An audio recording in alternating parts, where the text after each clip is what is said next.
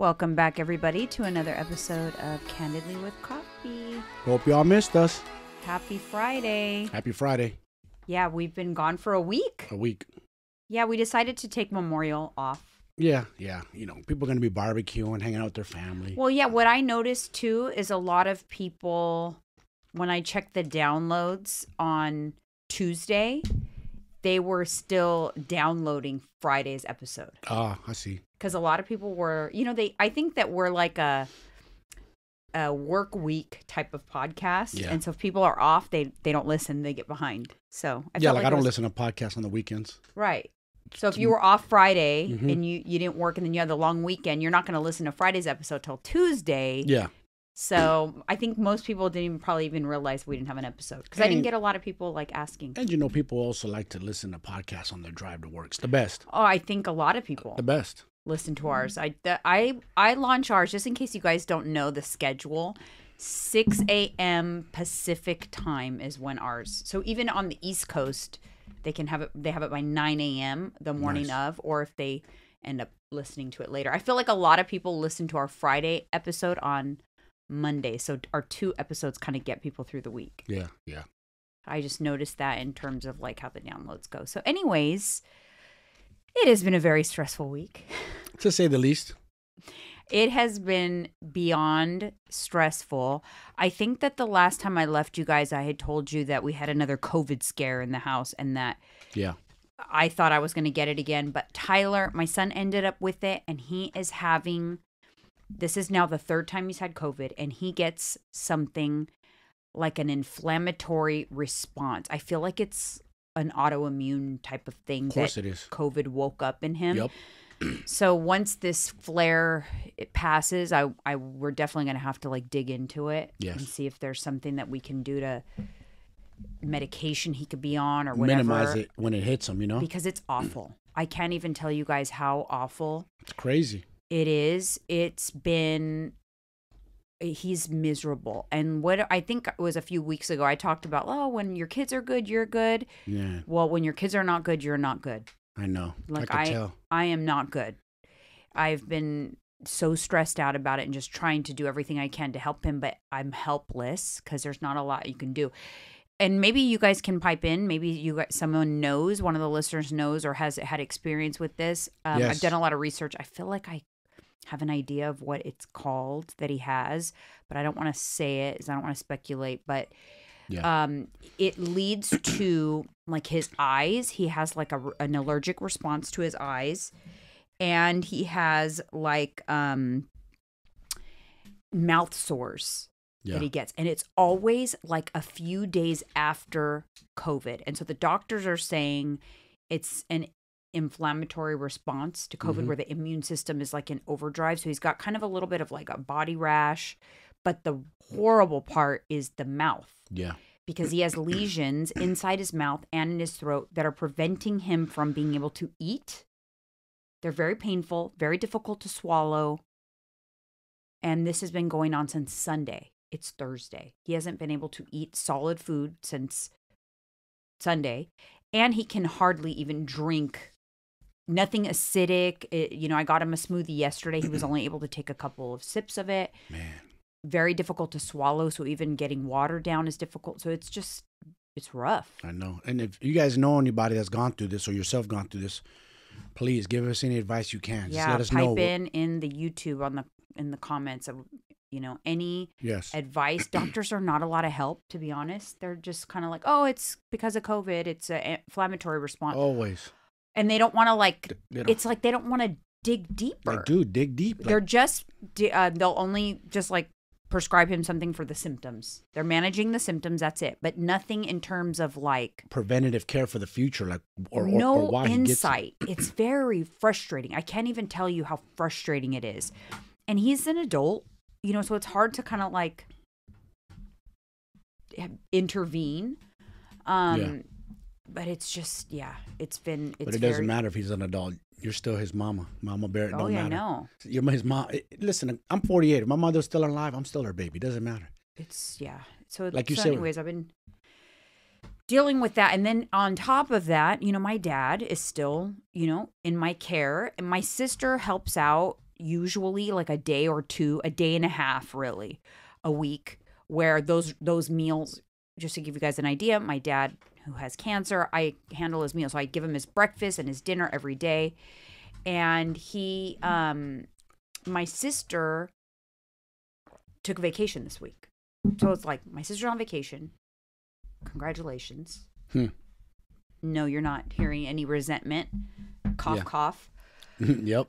She took a vacation. Tyler is needing my care 24/7. My dad still needs to be fed and cared for. I'm like over the limit. Yeah. And my stress. And like, it's hard to explain. My dad's health-wise is okay at the moment. You get that bone away from her. Yeah. His health-wise, he's okay at the moment, but he is mentally draining because he requires a lot of like getting him. You know, have you ever had like the emotional exhaustion from having to pull someone out of a bad mood? You know what I mean? Yeah. Like pull them out of the trenches. It's hard, and that's what he requires right now because obviously he's scared and he's scared, sad, and all the things. All the emotions. But it's a lot of emotional energy to be able to constantly pull him out of the trenches. So that's very emotionally exhausting. So I've been like dealing with that too. So it's just been a lot. Yeah. Life, it beats you down sometimes, man. I know. It comes, like you always say, you got to enjoy it while it's good. Enjoy the hell out of it. Because sometimes when the bad comes, it just sucks. When my car's in the shop. Yeah. My car's in the shop. Alyssa's tire's low. When it rains, it pours. It's like crazy. And my car's in the shop for a very expensive repair. Like, very expensive. The cost of like a new car. I don't know about that. But well, a new, like, you know, used Honda or something. Probably. That's what happens when you own a Porsche European. It's expensive. Those cars cost a lot of money. Anyways. So that's where I'm at on this short week. But we got to go on a positive note. Can't be all negative. Yeah, I know. But it's, you know what, it just sucks, though. Life it's hard to get on here. I can't get on here and just go right into the topics and everything and be fake. Yeah. Because I just can't do that. That's not who I am. So it's either don't do the podcast or be real about what's happening. Mm-hmm.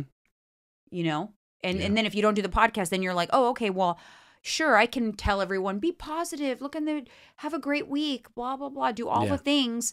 Sure, it's easy to say when you are in a good place. It's the best. It's the easiest. Right? You're right. So if you like disappear every time you're in a bad place, that's kind of not authentic either. Yeah. That's not authentic. Because yes, I'm on here and I'm telling you, yes, I'm doing my best to like, okay, just deal with one thing at a time, figure it out. It'll get better. But it's not easy to do that. And I can't get on here and pretend that I'm not That's why mothers need the credit, man. You guys are super women, straight up. Like, look, your son, he's a grown man, but his mom still takes care of him, and that's okay. Moms always come to the rescue. Yeah, and honestly, it's like I love my dad and everything, but I even was like venting to my brother yesterday, and I was like, it kind of puts things in a little perspective. Because yes, I'm very sad, and it is very difficult going through this with my dad. But he is 83 years old. And he has lived a long and healthy life. Yes. He has not been a diseased man. He has not struggled with his health for the majority of his life. So while it is very difficult, and I know he's scared and all of the things, my priorities lie with my son. And he's only 25, and he is... That's your offspring. That's from you. And he has, from your loin. This is very difficult for him. It's a very serious struggle that he's going through. And so kind of puts things in perspective. Like, yeah, Dad, I understand, but you are 83 years old. 83. You lived a long life. And this is kind of like what comes with that. Yes. At the end of life. Yep. But he's 25. 25. He has a long and my life. dad's, he's worried about him and sympathetic and all of that. But I still got to handle him as well. You know what I'm saying? So, anyways, but it really puts things in perspective in terms of my kids come first, always, above anything. Always. I've always been like that. Got to be that way. They come first. So if they need me, everything else goes. Sometimes husbands or fathers of the kids think they come first. Like, no, dude. They don't. Once that mother has the kids, Mama bear kicks in. The kids come first. That's just the way it goes. You're secondary. Yeah. Sorry. That's true. Some men can't accept that, though. They get all like butthurt or get all insecure about it. Oh, I know. You know what I mean? They get all do. bothered. They have a hard time. A lot of times when people have babies, they first introduce a child. The husbands have like, they get like, oh, I'm not getting all his attention, this and that. It's like, no, right now you're going to take a back seat because we have a newborn and require a lot of attention, a lot of care. They can't feed themselves. They need to get washed, bathe, bathroom, you know? Yeah, and it's obviously, it's like not, my kids are adults, so for the most part, they're pretty self-sufficient. But if and when they need me, everything else moves to a back burner. Everything. Work, my care of my dad, everything. So yes, I'm still doing my best but like being able to sit with him for 2 to 3 hours, pulling him out of the emotional sadness or listening to him complain, I can't do right now. I don't have the capacity. I can do the essentials. I can make sure his pills are done, feed him, get his nurses in there, get his meals, all of that. But beyond that, I don't have the capacity. Yeah, I don't blame you. So, and I cannot wait till my sister gets back because even though it doesn't seem like a lot, she usually will handle like Tuesday. And then my brother helps. He helps me as well. He does dinner on Wednesdays and Sundays. But it makes a huge impact. Yeah. And it's not physically, it's mentally. Mm-hmm. It's mentally. Yes. Mentally it's draining. It's so worse draining. Sometimes than physically. I'd rather be physically drained than mentally drained. Yeah. Anyways, but one thing I have continued to do, go to my workouts. You do. Daily. I have not skipped a single workout. No. With all that stress. Mm-hmm. Very difficult to do, but it keeps me sane. Yeah, of course. I always say that too. If I don't work out and train hard and make this mind tired that way, then it'll be thinking about all the crazy ass shit out there. Yeah. It makes me sane. So that's one thing. And I can honestly tell you, like I'm practicing what I preach because I preach that to you guys. I tell you, even when things go south, don't give up the things that you know you need for your mental and physical health. Yes. That does not go by the wayside. That's in fact becomes even more prioritized because that's the only thing that's going to keep you pushing ahead. Right. And not put yourself in a situation where when the dust settles and the stress is, let up because they always do. It's not, hard times are not permanent. No, they're not. And then if you gave everything up, now you're in a really crappy position to pick up the pieces for your physical and mental health. Yes. So let this be a lesson. Even if very difficult and stressful times, doesn't matter. You still need to prioritize your self-care. Very important. And a lot of times self-care, it's not working out. People think physical. No, mental first. What's the mental? Always think mental. Yeah. This muscle. Here, you push this muscle here, the body will follow. Always remember, the mind. It's all in the mind. That's why I like Orange Theory for times like this, because I literally go in there and I zone out. I just zone out. I don't think. Shades on like this, like I'm like a robot, and I just do what they tell me. I don't think about it. I just get it done, and I always feel better after. Yes. So that's one thing. I haven't missed a single workout in all of this. Yeah. And I'm still watching what I eat. And you're not overeating. You're watching what you eat. No. Still, because it's just, you have to. Can I say something? Yes. One of the reasons I married you, you're a good mother. I paid attention. If you were like, put me first and you put your kid secondary, because a lot of women will do that, start dating a man all over, I would have left. I'd be like, she's no good. Yeah. I always pay attention. Women, mothers, always don't put a man in front of your kids ever. I don't care how good he is to you. Sorry. So yeah. No, I won't put any man, including my dad, in front of my kids. That they're number one. When you decide to bring kids into this earth, you bring them in. They didn't ask. You brought them in. You brought them in. And that's, for me, and I've really been thinking about that lately, even before this. If your kids are good, you're good. Yes. If they're not good, you're not good. Yeah. That's just it couldn't be more true. My mom used to tell me that. And when I think back, like, man, the things my parents went through, because I'll have to say about my parents, we were always first. My parents, their kids were always first.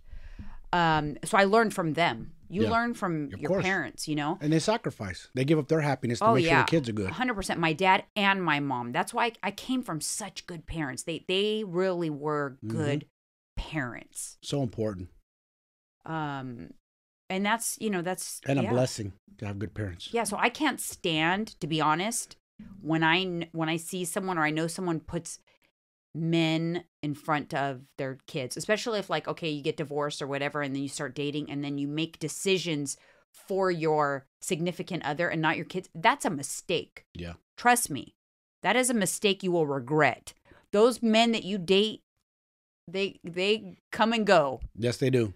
Remember that. And that's one thing, you know what, I really was, and I'm not knocking you if you know, I got lucky because I found somebody after my divorce quickly, and that was just you and I. It's been you and I this whole time, but yeah, part of it's, yes, I got lucky, but I made a decision when I divorced my husband. I said, I'm getting divorced, but I'm going to be very careful. I'm not going to bring multiple men into the lives of my kids. I'll date, but I'm going to keep my life separate. I compartmentalized my dating life and my kids' life. And I was only going to join the two if I felt like it was going to be long term. And I gave myself one chance. I thought, I'm going to give myself one chance. They will meet one man. And if that doesn't work, then I'm going to put things on hold until they're adults. Yeah. I literally had that rule for myself. And I'm proud of myself because they've met one man besides their dad, and it's you. I got to help you raise them a little bit, you know? They grew up, for sure. They were little. It's been 12 years. And no judgment. I know it doesn't always work out that way. No, it doesn't. But it was very important to me, and it's something I thought about I thought about it beforehand. I just, and you know, I was very, even when we first got together, I was very yes. It wasn't right away. Clear too. Oh, you didn't meet them for 7 months. Mm-hmm. Also, I was very clear with you that my kids come first and that these are my kids, and I wasn't looking for a stepdad. Yeah. So you stepped into the stepdad role organically. You developed a relationship with them, not forced. No. It was organically over the years. I didn't try too hard. I never tried to be their dad or replace their father. That's a mistake a lot of you men make. And I'm not pointing fingers, but I am pointing fingers.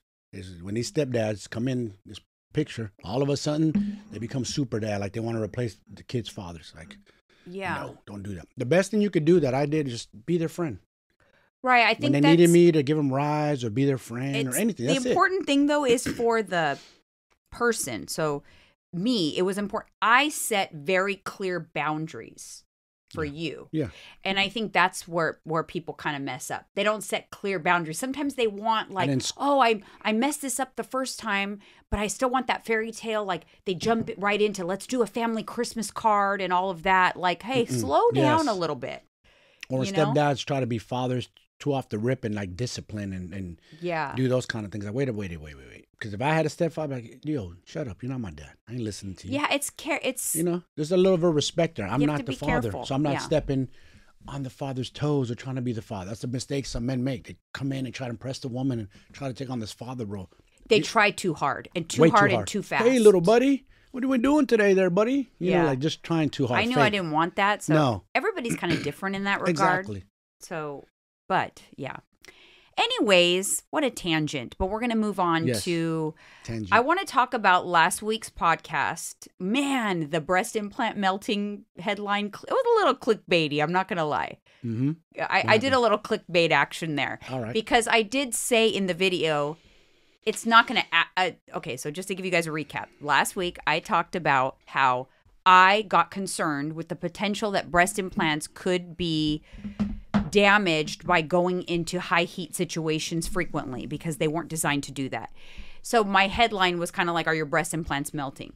Now in the video, I clarified, I do not think your breast implants are melting. Silicone, I actually think I misspoke and I said they don't melt. Silicone doesn't melt unless it's 390 Fahrenheit. It's actually, I think, Celsius. I don't know, but you're not going to be able to survive a temperature that would melt silicone. So that's true. But I did validate that in the last video. I said, look, they're not going to melt.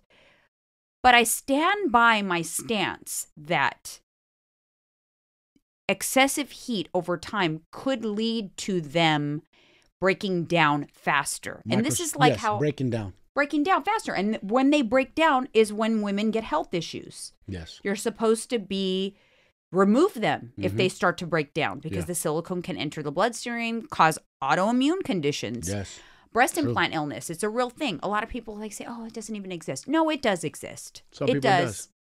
It does exist. Doesn't happen to everybody, but it does happen. You cannot take that away from these women who immediately remove their implants and they feel way better. Yes, I read that with some chick did that. She said she felt way. Oh, I've read tons and tons of cases of that. Now, the way I equate it though is to this. Okay, patio furniture, right? You buy patio furniture. It's made for outdoors. It's made for your backyard. Yes. After 10 years of being in your backyard, does the patio furniture get wear and tear? Yes. What happens? The wicker starts to crack. Yep. Fades in color. Mm-hmm. Breaks down. Yeah. It's made for outside. It's made. It's not destroyed. Still functional, but it's breaking down. That's what my opinion is about breast implants, especially if you're applying like those higher dose or those like sauna blankets that you literally have the heat right on top of your chest. Yeah. Do I think that could lead to them wear and tear in your breast implants over time faster than they would otherwise? I personally think yes. Yeah, it's possible. Yeah. And so that is, I'm not suggesting that that's the only cause of breast implant illness, obviously. They break down for other reasons. Sometimes they break down because your body forms scar tissue around them and it compresses them and it causes a rupture. Sometimes you have a situation where they get ruptured. You have an accident, you fall, something happens and it causes an injury to the implant, which speeds up that process. There's many different speculation. They don't really know for sure what leads to it. But now they're going to start studying more and probably find out, right? You have to do, I don't know, how do you study There's been a lot of studies, yeah. So they'll study, every time they do an explant, they study the condition of the implant. They, like the situation surrounding the person who's getting the explant done. This one particular doctor that I heard, he said he'd done over 1,500 explants. And in many of them, the breast implant is literally like oozy and gooey.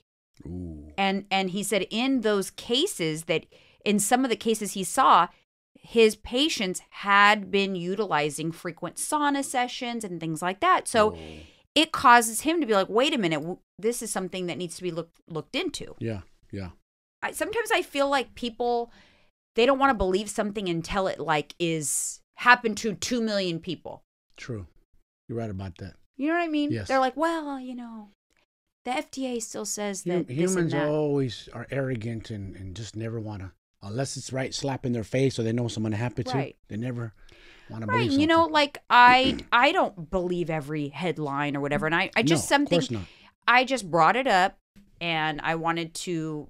It made me think So I shared it, but I'm not saying that your breast implants are melting when you go in the hot tub.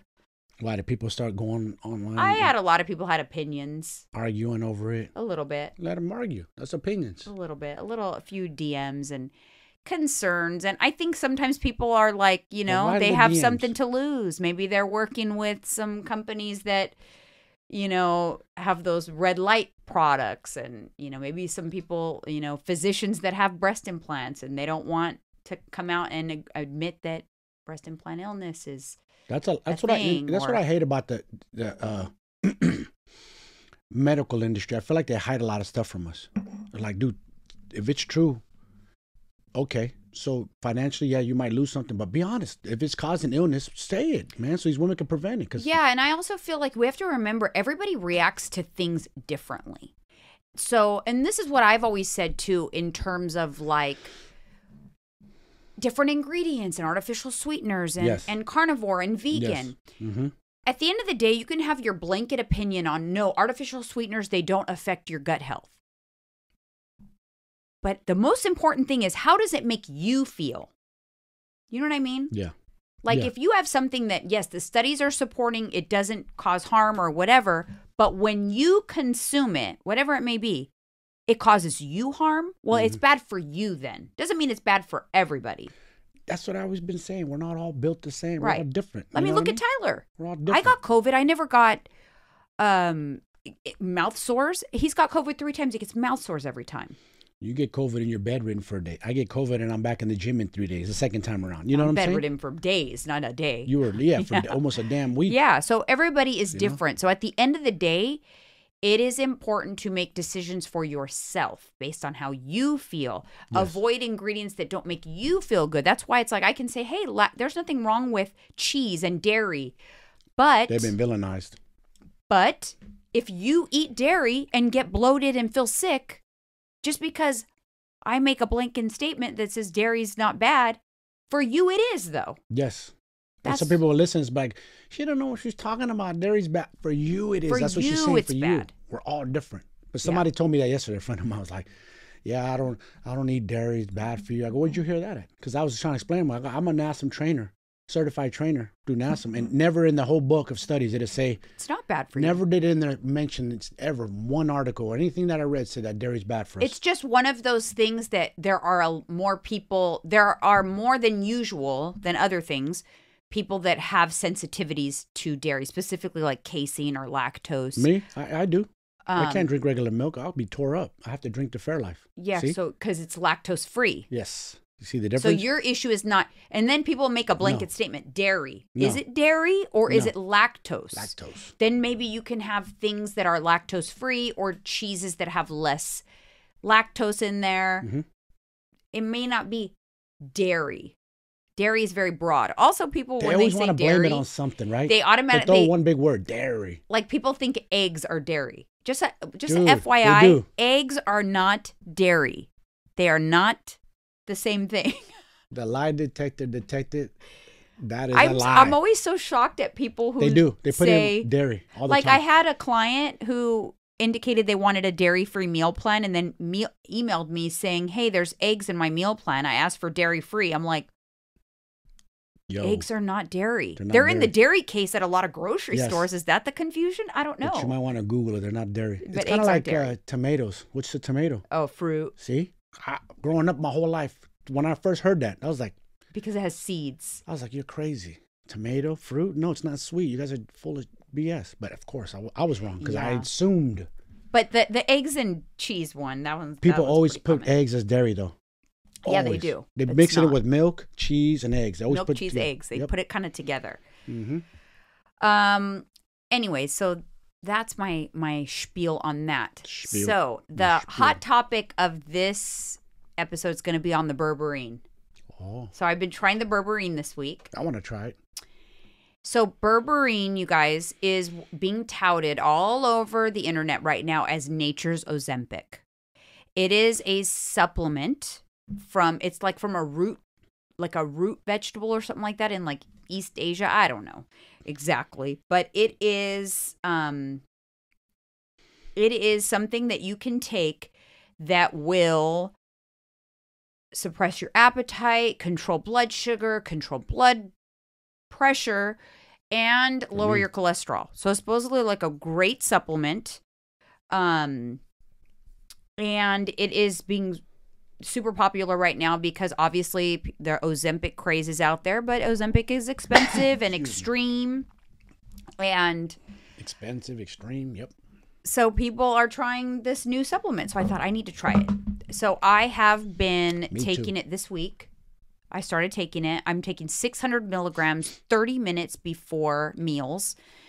I am taking it to see if it controls appetite because that's the most important thing for me is how can I control my appetite. So what I did to test it was I dropped my macros this week to 1,200 calories. Damn, that's low. I dropped that because I knew I needed to make a significant drop so that I could see. I should be ravenous. Like, how are you feeling, energy-wise? Well, it didn't help. It doesn't really help with my energy. No, it's the same. I don't notice. I heard people say like, "Oh my gosh, it gives me such good energy." That's not what I was asking you. You dropped your calories. How are you feeling? You went from what 1,500? What were you? I don't know where you're at before. I haven't noticed a change in my energy. That's all I was asking. I haven't seen a boost or I haven't seen a decline. Okay. My energy is like the same. That's good. That's what I was asking. But now you made me lose my train of thought. So anyways, I've been taking 600 milligrams minutes before meals, and then I have my meal. This is what I've noticed. Normally, especially when I'm having small meals, especially in a deficit of 1,200, I'm even more hungry after I'm done eating than before I start eating. Like, I'm so hungry when my meal is over. I'm like so sad. It has not been happening this week. You're on to something. I feel satisfied. Like, I feel like, listen, I'm not saying I couldn't eat. I'm not saying that it's making me not think about food and like, oh my gosh, I got to force myself to eat. No, I'm not going to make outrageous claims. But it does take the edge off where I feel controlled. Very controlled. Like, for example, normally after I'm done eating, I'm like, oh my God, I'm still hungry, especially at such low calories. Mm-hmm. When can I eat again? And I look at my watch. And I'm like, okay, gosh, I got to wait till this time. And I'm like clamoring for that time. This week, I have felt like, okay, yeah, I'll eat again at 6. And I feel totally controlled about it. Wow. Like, I don't feel like I'm going to die until I eat or watching the clock. It's helped a lot. Damn. And not to go way backwards, but I remember when I first met you, you were like telling me how much you can eat. And I was like, this tiny ass chick can't eat a large pizza. And look where we're at today. I'm 190 pounds. You're probably 120. I'm way bigger. And folks, she can out eat me if she wanted to. So I think, so I have to say, like, I think you got a man's appetite in a woman's body. But here's the thing. I don't, so for me, it seems to be working. Now, I've only been doing it 4 days now. It's worked all 4 days equally. You feel it. It's not placebo. You really paid attention. Oh, no, I'm really paying attention. Because you haven't complained once to me like you're hungry. That is why I drop my calories so drastically. Look, I normally eat about 1,600 a day. 400 less calories, that's an entire meal gone. Yes, that's why I asked how you feeling, because you feel fine. Like you don't look like you're dragging ass. No, I'm not. That's what I was asking. That's amazing. Usually you drop your calories from 400 on a daily, you're going to feel it. That's a big drastic drop. Yeah, and especially for me, because at 1,600, yes. I'm still hungry at 1,600 normally. And so for me, it appears to be working quite well. Now, I do want to say that it is something that regulates your blood sugar. That's part of why it's suppressing the appetite, because we talked about it last week about how if your blood sugar drops, then you get hungry and you want to eat more. That's why you get hungrier after meals.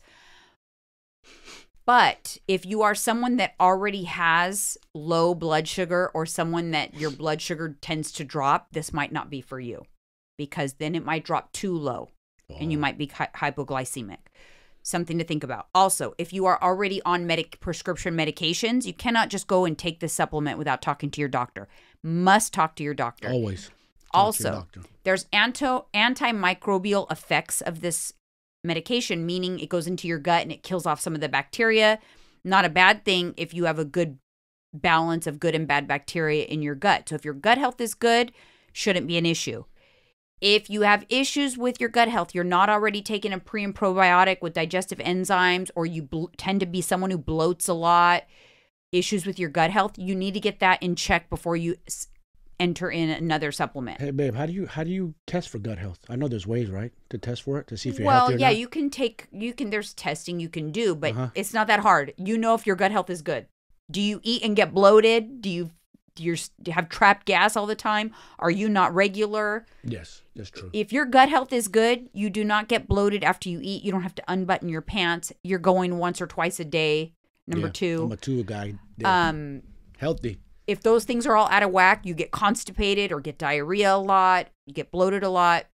That needs to be a priority before you start taking a whole other supplement that's going to affect your gut health. So they should always pay attention to stool, because if it ain't coming out solid. So that's part if of it. you start taking, now if you think your gut health is good and you start taking berberine and suddenly you are gassy, you are bloated, you're having gastric distress, stop taking it. It could be that it threw you out of balance. The antimicrobial effects threw off your gut balance. Also, it's something that needs to be cycled in and out. You can't just take it forever. It's something that, like, take it 4 to 6 weeks, take it 4 weeks off, take it again. That's going to prevent you from building a tolerance to it. It's going to make it effective. It's going to help making sure it doesn't wreak havoc on your gastric system. But so far, it's helping me. Very early on, I'm only on day 4. Wow. Take the Thorn brand from Amazon. I feel like that one has good, that company has good reviews and good reputation. And the dosage. Play with the dosage. You might want to start slow and work your way up, but you could take up to 1,500 milligrams a day. So I'm right now taking 600 milligrams twice a day for a total of 1,200 milligrams. But you can take up to 1,500. And again, if you are really, you should consult with your doctor before adding in any supplement. So I highly recommend that. I'm not a doctor. I'm just going based off my personal experience. Do I feel like crazy energy, like I want to jump off the walls? Like I've seen some TikTok videos that I'm like, okay, chillax, okay, relax a little bit. Yeah. You know, getting a little too out of hand. I feel like sometimes people overhype something, and I don't want to do that about this. No, because for what you're telling your audience, people listen to us, it's working for you. It's working for me, and I feel good. I don't feel any symptoms, side effects at all. Zero. And I'm a witness. You're always hungry. Even on cheat days, you'll eat and you'll still be hungry. I'm like, God damn, this woman can eat. She's cursed with a man's appetite, unfortunately. So, take that with what you will. I will tag the one that I'm taking in the show notes, in the description. I'm signing up. But you know what? Find whichever one works for you. I'm not trying to like do this because I'm trying to cash in on a berberine supplement. It kind of annoys me because now I see like everybody trying to promote it, and it's just kind of annoying because they're like overhyping it. And listen, I've tried different things over the years, and this is where I struggle with appetite suppression. It's a fine line, because if you overly suppress your appetite, you will not want to eat the things that you need to be eating. You won't want to eat your protein. You'll be like, ugh, you're so grossed out with the thought of protein if you overly suppress your appetite. Yes. This is why be careful. It's a struggle for people on Ozempic, because Ozempic does overly suppress your appetite. So people don't have to even track macros on Ozempic because it makes you not want to eat. You're not going to want to eat, and you don't even want to eat your protein. I don't like that. I got to eat. I need to fuel my body. This supplement, if I were not tracking macros, would I eat more than 1,200 calories on this supplement? Yes. It's not making me like drastically reduce my volume of food. What I'm saying is it makes it easier to adhere to my deficit. Takes the edge off. Right. It keeps the monster was shaking the cage. Let me out. Right now it's like, all right, he's chilling. It's like, you know what? I got this. I'm good. F you, hunger. I got this. Yeah, I'm good. I'm okay. Yeah. I can handle it. That's the difference. Like I'm not, but I like that because for me, it leaves me still excited to eat. Yep. It leaves me still looking forward to eat the things I need to eat, the high protein. I've had very high protein this week. And for me, that's what's ideal because I like eating.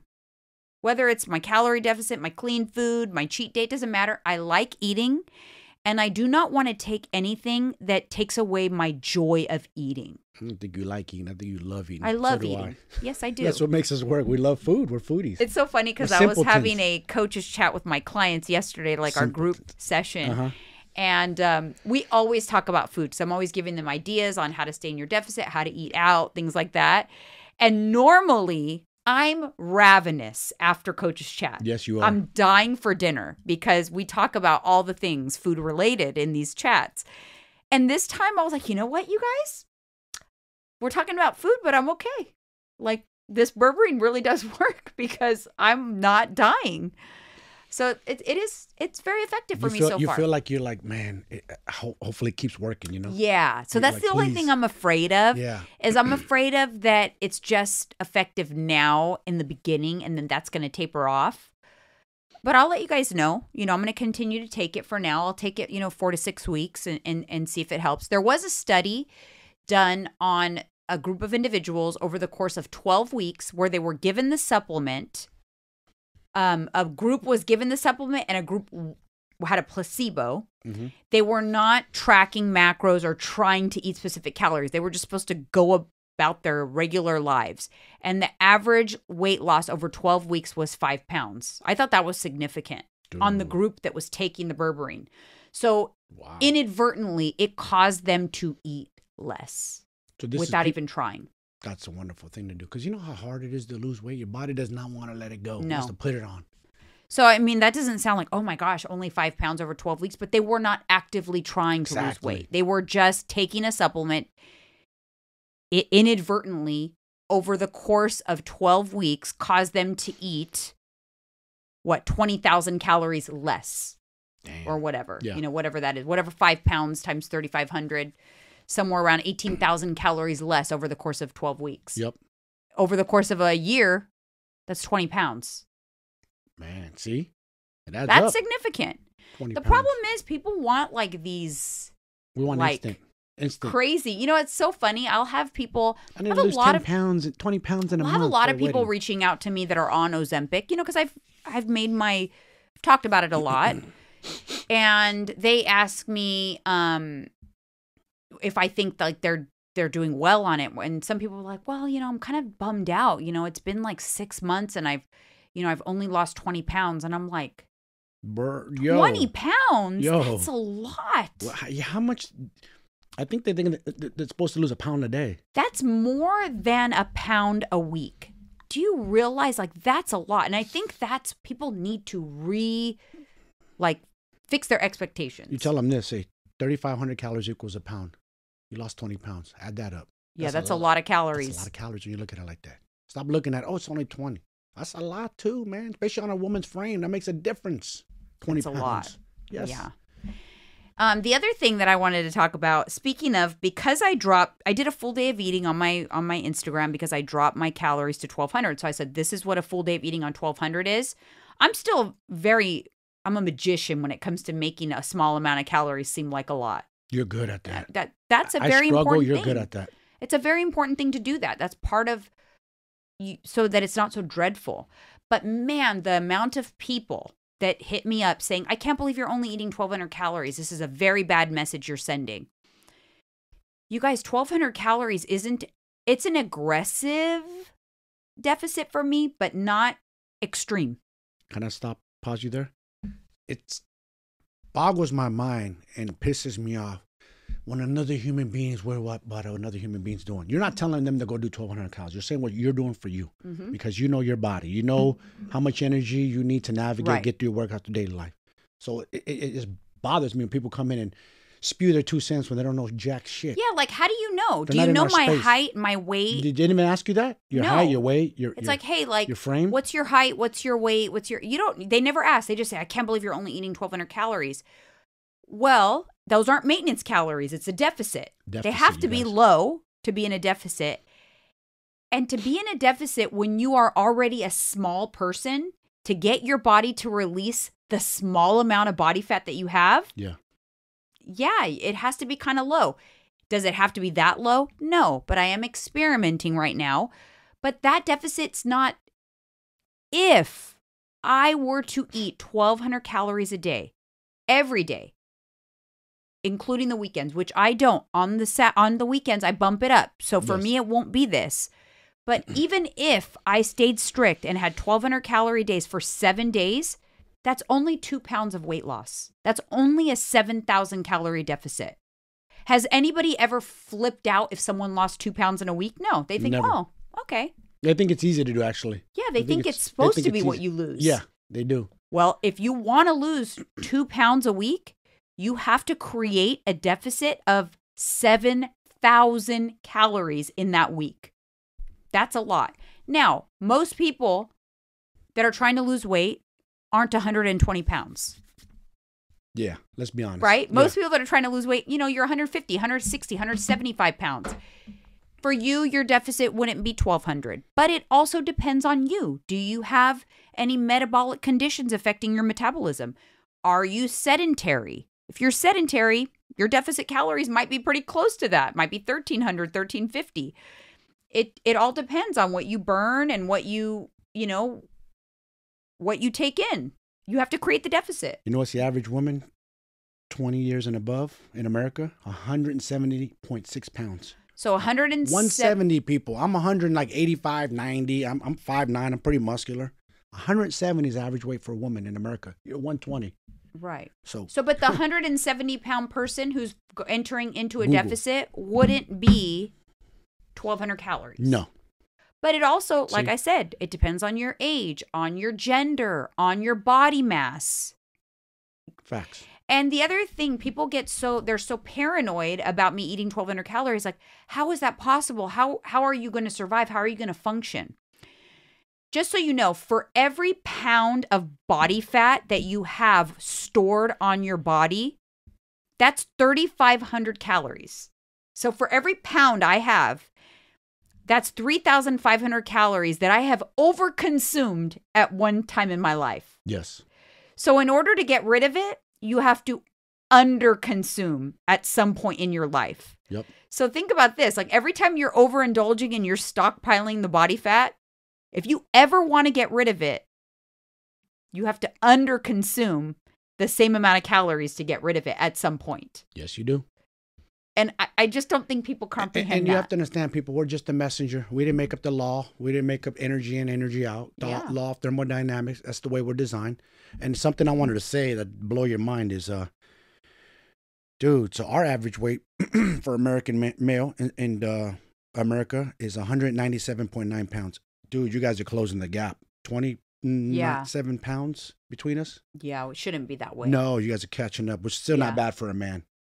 You're still under 200. You could do something about 170 for a woman. Yikes. That's a lot. I mean, it's because, look, if you go to a restaurant and you order a dinner, dude, what do? They feed you like you're a family of 4. Yes. It's like we were programmed. And that's why people freak out so much when they see 1,200 calories. It's like you're fixating on the fact that I'm eating 1,200 calories, but look at my meals. I had a protein bar.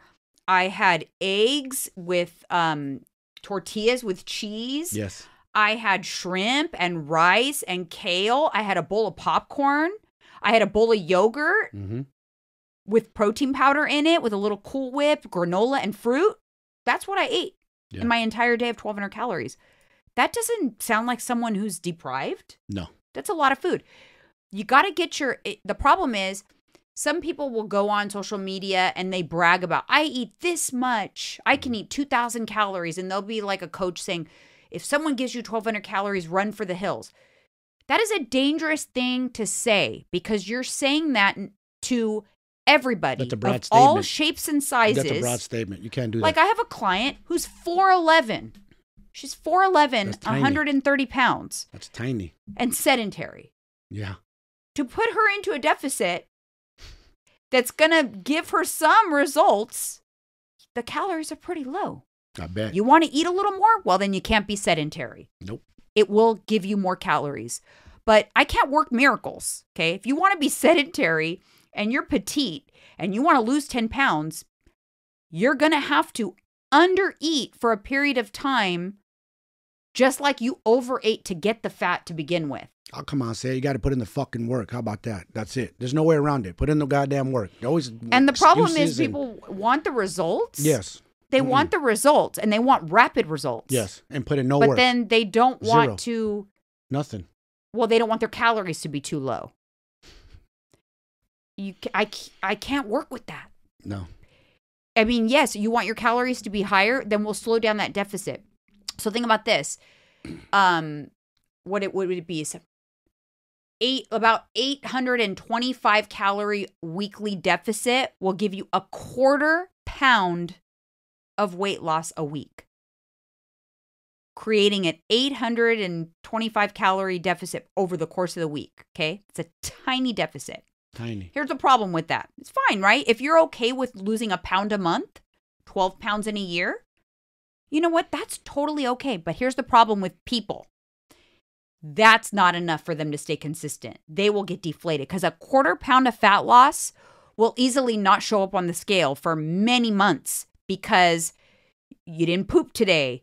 You drank too much water. It's going to wipe out that little tiny increment. And so you're not going to feel like it's working. So you're not going to stay consistent.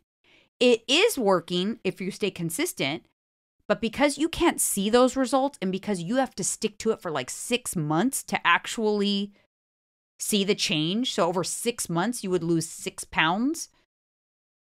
Most people won't, 99% of people won't do that. It's not enough instant gratification for them. Yep. So can you have a tiny little deficit and eat more calories and get results over the long period of time? Absolutely. The problem is people are not satisfied with that. And not only that, they see these challenges. Trainers do it. People who know their body. Look at me. I ripped up in 3 months. But you know your macros. You know your body. You've probably already done it many times. So somebody new coming into the game, that's way harder to do. Much harder. Like yeah. The other problem with small deficits is it gives you no room for error. If you have like 1,000 calorie per week deficit, you're only going to lose a third pound per week at 1,000 calories. 1 or 2 kind of like screw ups or like a weekend where you had a couple of baskets of chips or went overboard on one day is going to kind of wipe out that deficit. Yeah. So when you have a really small deficit, unfortunately, many of your weeks, because life happens, will end up becoming maintenance weeks where you have no progress, which is, again, a problem. So in order to see real progress, sometimes you have to be a little more aggressive than you'd like to be in order to get those results that are going to help your motivation and then make it a little easier to stay on top of things. Because when you aren't seeing results and then you step on the scale and you're not seeing results and then you are presented with your favorite cupcakes, you're like, fuck it, I didn't get any results anyway, so I'm going to have the cupcake. Well, now you're really not going to see results. And let me say something too, man. Stop looking for that instant gratification like the number 1 scale. Look at it like this. If you're working out, put in the work. Are you getting stronger? Are you getting in better shape? Is your stamina improving? Are you feeling your moods are improving? So don't always look at the goddamn scale and physical. Look at other things too. Oh, I know. It's all a big picture. I wish people would stay off the scale, but they don't. They don't. And that's the reality of my job. They trip on physical too much. It's going to come. I promise you. If you put in the work and you follow what you're supposed to follow and you don't cheat on yourself. You're not cheating on your coach. You're cheating on yourself. Just imagine you got a partner and you're cheating on your partner. That's what you're doing. There's an invisible partner. You're eating whatever you want. You're cheating on that partner. You're lying to yourself. And then you lie to your coach. Oh, I don't know why I gained weight. I promise I followed. No, you didn't. Listen, energy doesn't just automatically go in your body and make you gain weight. You put it in your body. You know what I'm saying? Yeah. They act like, oh, I don't know what happened. Yes, you do. I hate when people play stupid like that. Just admit it. You're an adult. Yeah. Admit to yourself. You're not lying to your coach. You're lying to yourself. So stop. Yeah. And I think I've talked about this before, but what works for me a lot of times, and Alyssa does this too, is when we're trying to get really serious about a cut, I bake in a little bit of the room for error already. So if my deficit is 1550, I'll prepare my meals, my meal plan for 1350. So my target number is 1550. Mm-hmm. I will plan out 1350, and that 200 calories is kind of like a little bit in case you want a bar, in case popcorn. I measured 32 grams of nut butter instead of 28. In case, like little things. No, not like a bar or something, not like that. Saying. I'm talking about like the little no one does overages. That. That's smart. The little add up. Mistakes, or like if you are going out to eat, I always cushion it up. Yeah. So like if I go to Chipotle and the bowl is supposed to be 700 calories, I will log it as 900. Yes. The funny thing is I've done this for a long time, and I was talking to Alyssa about it, and she goes, "Oh my God, I do that too." It's like, so we're so similar in so many ways. Like mother, like daughter. But this is if you're serious, you're in a serious deficit. You're not just kind of like going through the motions. Your feet, if you're in a serious deficit, really trying to make some progress, that does work. Mm-hmm.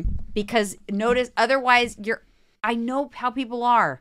They're always giving themselves a little extra. Have you ever like measured nut butter and you're like measuring it and you're sitting there trying to get it perfectly to be whatever, 28 grams. And then it's 28 grams. You're like, okay, cool. And then you lick off the extra that's on the spoon. Yeah. You were so concerned that the scale said 28 grams, but you just licked off 3 more grams. Mm-hmm. But you're not going to register those grams. Or another thing people don't account for, and we're all guilty, including me. So I'm not throwing shade. I'm super guilty. Is walking by the pantry and putting your hands in the chips or cookies, whatever's in there, and you're picking. You're not measuring. Sure. Nobody's measuring. No, you know what I do a lot is because I always have fresh cut fruit in the fridge. I'll always have a couple strawberries, a couple blackberries. That's smart. I do that too. Which those are not very calorie dense, but they still add up. Yes. You know, so that 200 calorie cushion when I'm really trying to be serious, that's what it's for. It's for when I had a couple of strawberries or licked the spoon of my nut butter or had 175 grams of Greek yogurt instead of 170, didn't measure my greens, eyeballing the greens. That's what that's for. And it's very effective if you do that because it doesn't feel much different, but you're allocating for those overages. Because most people, even if you're trying, you are consuming 200 to 300 calories per day more than you think you are. This is even if you are weighing out food, even if you are thinking you're doing good, you are consuming 200 to 300 calories. And that's why your results aren't what you expect them to be at the end of the week. Because your perception is that you hit your macros every day. But the reality and statistics show you've actually consumed probably about 1,500 more calories during the week than you accounted for. And then and then you add up your cheat day. You don't even know, and then you go over on that day. Yeah, so now you just had a maintenance week, and you're like, I don't understand why I'm not getting results. And that's what happens. So if you can kind of like figure out a way to adjust that a little bit, you'll start seeing the results on the scale. You'll start to see, you'll see the fruits of your labor, and then it becomes even easier to stay on track because once you are starting to see, all right, I see what it takes. I feel what it takes now. Mm-hmm. Now I know why I wasn't getting all the results all those other times because I see what I have to do. Yeah. And then it makes it easier to adhere, and you get excited because you're addicted to the results. Yep. And again, we don't make the rules. We're just the messengers. Yeah. All right, you guys. Thank you so much. We'll see you on the next one. Have a good one.